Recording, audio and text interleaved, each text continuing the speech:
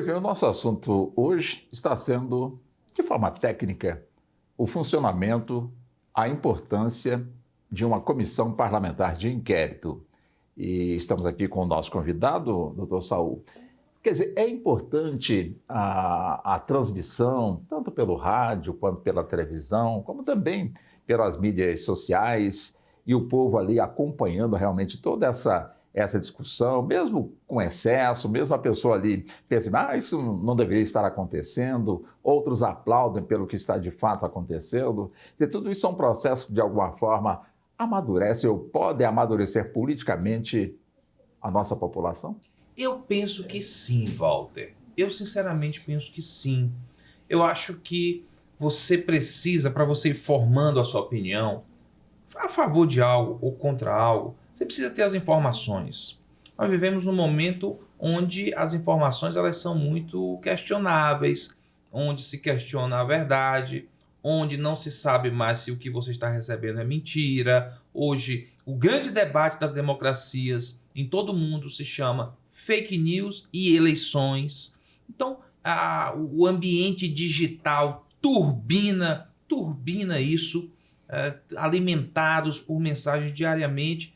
E tudo isso, de alguma forma, quando temos uma CPI, tudo isso é contraposto por uma tentativa de trazer elementos que, de alguma forma, façam com que a população tenha oportunidade de tomar suas decisões a partir de informações mais fidedignas.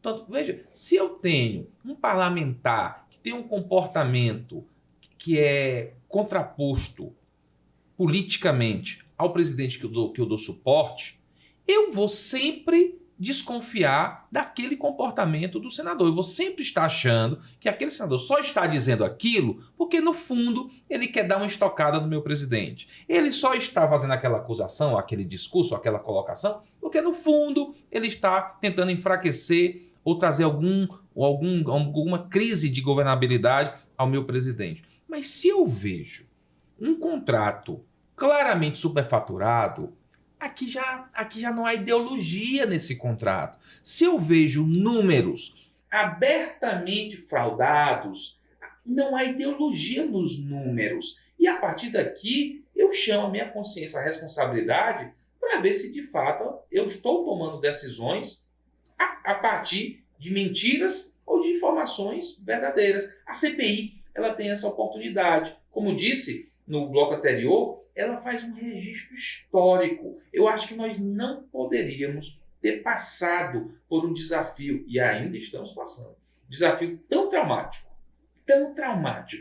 quanto a pandemia, sem haver esse encontro com as autoridades. A CPI é a oportunidade de chamar o mais elevado ministro de Estado, o ministro da Saúde.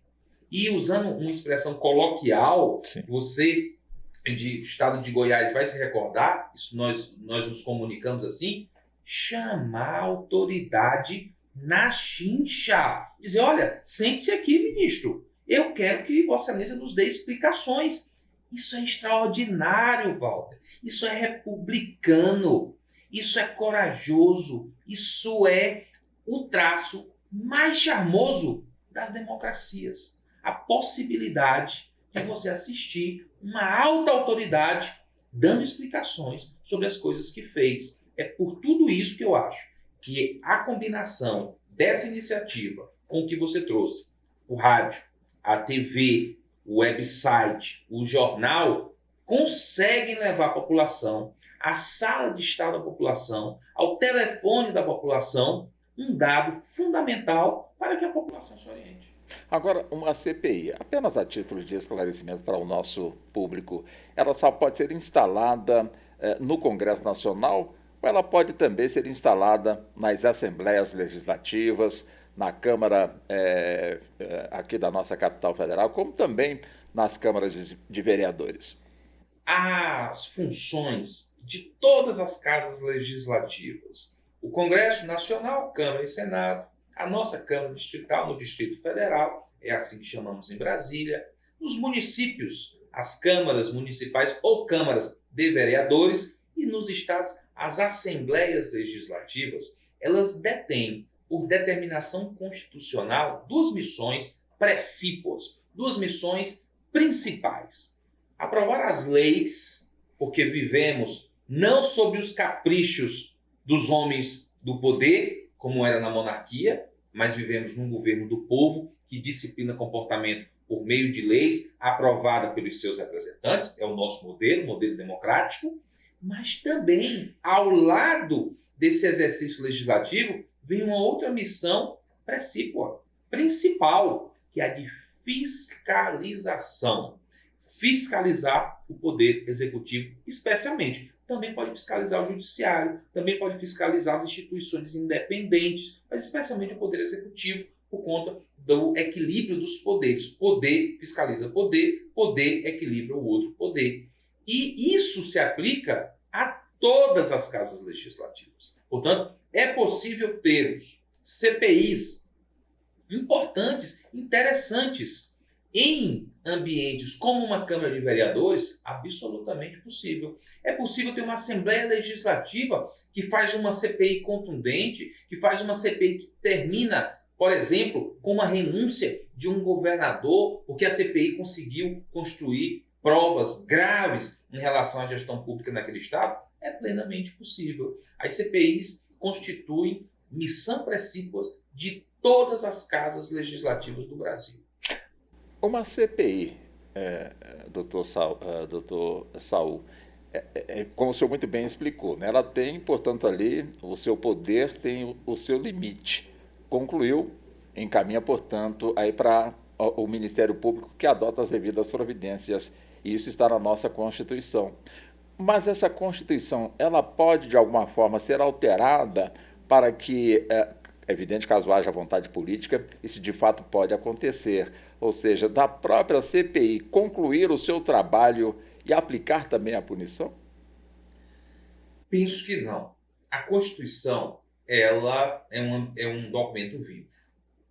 E é um documento vivo porque os constituintes, aqueles heróis, homens e mulheres que colocaram essa casa de pé, eles assim quiseram. E quiseram como?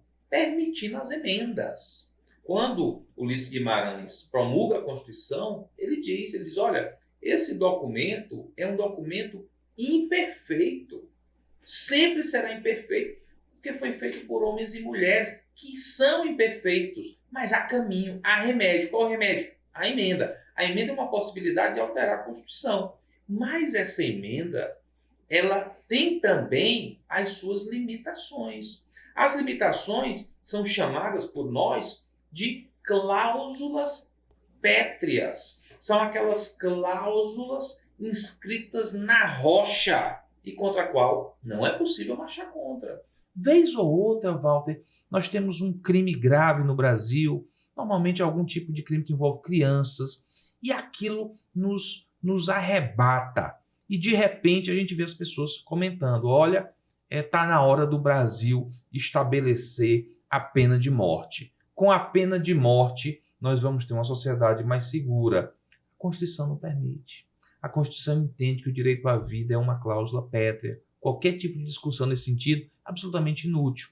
E a Constituição traz algumas instituições que podem ser aperfeiçoadas, falamos sobre isso, podem ter desenhos institucionais novos, nós já falamos sobre isso, mas elas não podem ser erodidas e nem podem passar a ter um poder impróprio ao desenho da própria Constituição. A Constituição diz: Comissão Parlamentar de Inquérito, está no parágrafo 3º do artigo 58. Comissão Parlamentar de Inquérito é uma comissão permanente, criada por assinatura de um terço, com fato determinado, prazo certo, e que conclui seus trabalhos encaminhando para o Ministério Público para responsabilizar civil ou penalmente quem entenda culpado. Aqui, quem entenda possível de culpa. Aqui, a Constituição deixou claro qual é o papel da Comissão Parlamentar de Inquérito. Eu posso aprovar uma emenda dizendo que, no fundo, a CPI é um pouco juiz também, que a CPI pode autorizar uma interceptação telefônica? Não, porque você viola um dos incisos do artigo 5º, que é chamado por todos nós, porque a Constituição assim o diz, no artigo 60, parágrafo 4º, de cláusula pétrea. CPI tem o seu propósito. Dali para frente é Ministério Público. E dali para frente do Ministério Público é Judiciário. Como diz o professor Aires Brito, cada um no seu quadrado normativo. Existe prazo para que o resultado de uma CPI, que é encaminhado para o Ministério Público, que por sua vez é encaminhado para o Poder Judiciário, existe prazo para concluir todo esse processo, inclusive apontando penas para aqueles que de alguma forma foram condenados? Não existe um prazo. Isso é um dos grandes dilemas que quem lida com o judiciário enfrenta. Não existe esse prazo, mas, claro, que nós estamos aqui premidos por algumas questões objetivas. Não é porque não há um prazo, você tem que concluir em 60 dias, em 90, em 1 ano, 2 e 3, que isso possa tomar tal tempo a ponto de violar outro comando constitucional, que é a duração razoável do processo. A Constituição diz, olha, o processo precisa ter uma duração que seja razoável. Então, o judiciário, e isso eu posso dar um testemunho, Walter, o judiciário, ele sofreu duras e merecidas críticas em relação ao tempo de tramitação processual. E aí havia uma bateção de cabeça quanto aos culpados. Nós, advogados, a gente também tem esse vício. Nós, advogados, a culpa não é minha, a culpa é do juiz. Aí o juiz respondia, a culpa é sua, doutor, porque o senhor fica recorrendo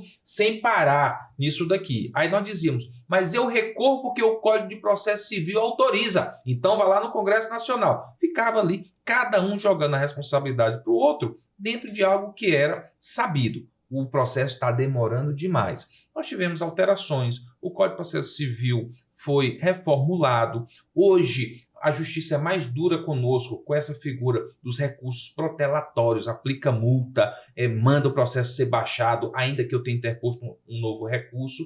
E a pandemia trouxe um novo elemento para o judiciário, que são os chamados julgamentos virtuais. Hoje você consegue ter uma deliberação processual no processo eletrônico com mais agilidade. Portanto, nada obstante, para não parecer, puxa vida, então quer dizer que nós nunca saberemos quem é culpado e inocente de tudo que aconteceu no Brasil durante a pandemia, nós saberemos.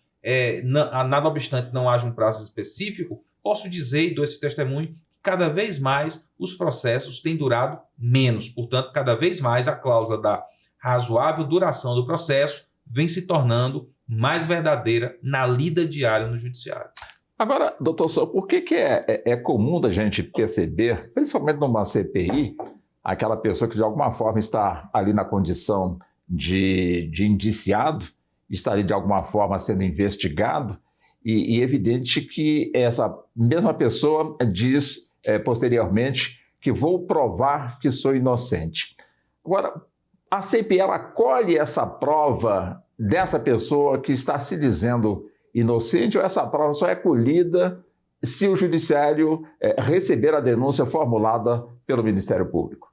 Isso é muito importante, Walter, porque você abre aqui um caminho para o que a gente chama de devido processo legal. Essa fase instrutória, essa fase de coleta de provas, fase de investigação, ela é uma fase que a gente... No passado dizíamos que não tinha exatamente o devido processo legal do judiciário.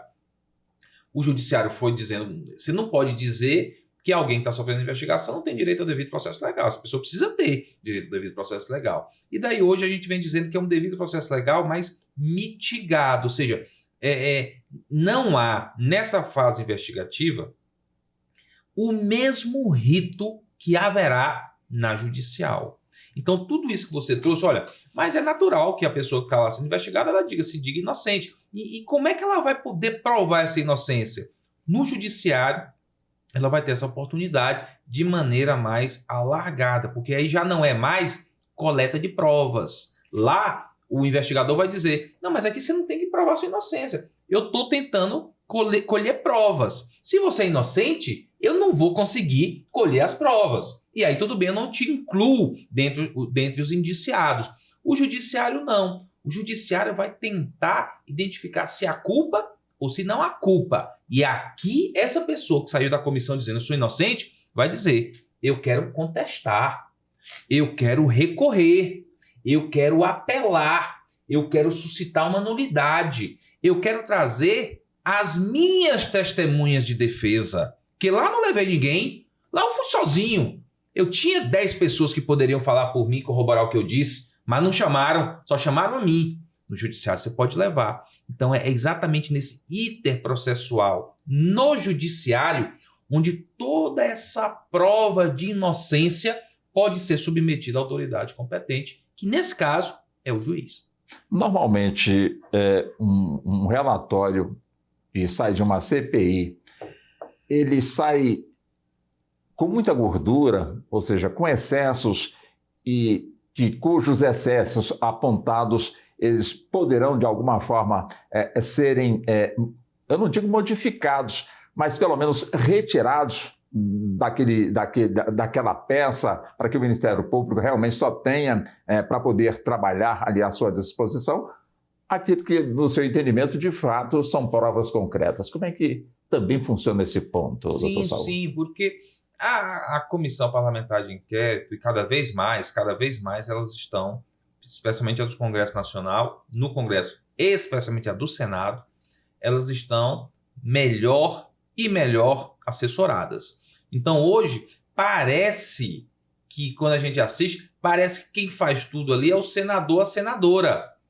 Ele está ali na frente, ele está ali conduzindo, liderando. Por trás, há uma equipe técnica especializada, servidores públicos do mais alto gabarito. São pessoas que ocupam funções de destaque, são estudiosos, são especialistas em suas áreas e que vão checando a consistência probatória de tudo aquilo ali. A partir desse momento, ainda assim, e nós conversamos sobre isso, é possível haver excesso, é possível que eventualmente haja uma contaminação, por exemplo, uma contaminação política, alguma intenção política naquele processo, e aí você cruza a linha e se excede, coloca algo que não deveria estar lá. Tudo isso vai contar com uma apuração não mais técnico-política, falamos, mas técnico, a partir do Ministério Público. O Ministério Público não vai fazer, pelo menos não deve fazer, um cálculo político, fazer uma conjectura eleitoral. O Procurador da República, ele não precisa se perguntar se o eleitor dele está feliz ou infeliz com ele, porque ele não tem mandato. Nós entregamos um cargo vitalício para ele trabalhar em paz, ele tirar a política da cabeça dele, ele fazer o bem, ele servir o interesse público. Então lá a possibilidade de dizer, olha, aqui eu não consegui configurar, isso aqui eu discordo, isso aqui eu não aceito, isso daqui eu reformulo. E sempre, Walter, eu acho que esse é o principal ponto, sempre tudo submetido ao Poder Judiciário. Até porque, veja, pode o Ministério Público oferecer sua denúncia com base no que recebeu da CPI e o Judiciário diz, esse, eu não aceito a denúncia, porque achei falha a sua denúncia quanto a isso e não vou submeter essa pessoa a um processo penal se a sua denúncia já é falha por si só. Há espaço para essa lipoaspiração institucional, o corte de gordura do excesso de uma CPI. Foi um prazer ter realizado essa entrevista com o senhor. Agradeço muito pela disposição. Eu que agradeço, um privilégio estar batendo esse papo com você e fico muito contente pelo projeto que está de pé, esse programa agradabilíssimo e a oportunidade de compartilhar conhecimento sobre um tema tão relevante para o nosso país, Walter. Eu agradeço também a você e eu convido para o próximo encontro. Então, até lá.